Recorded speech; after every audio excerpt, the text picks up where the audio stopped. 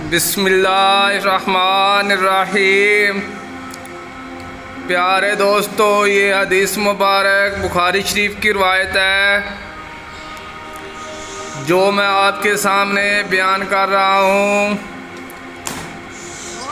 रसूल अल्लाह सल्लल्लाहु अलैहि वसल्लम ने फरमाया,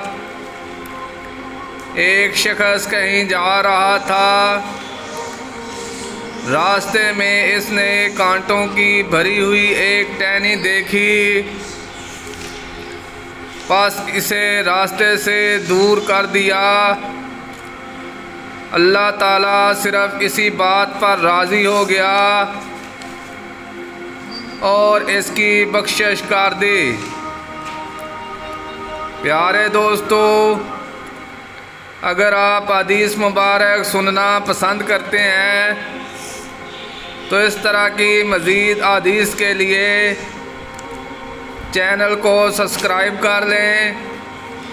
बराए मेहरबानी वीडियो को लाइक भी करें। मिलते हैं एक नई हदीस के साथ, इजाज़त दें। जज़ाकल्लाह, शुक्रिया, अल्लाह हाफ़िज़।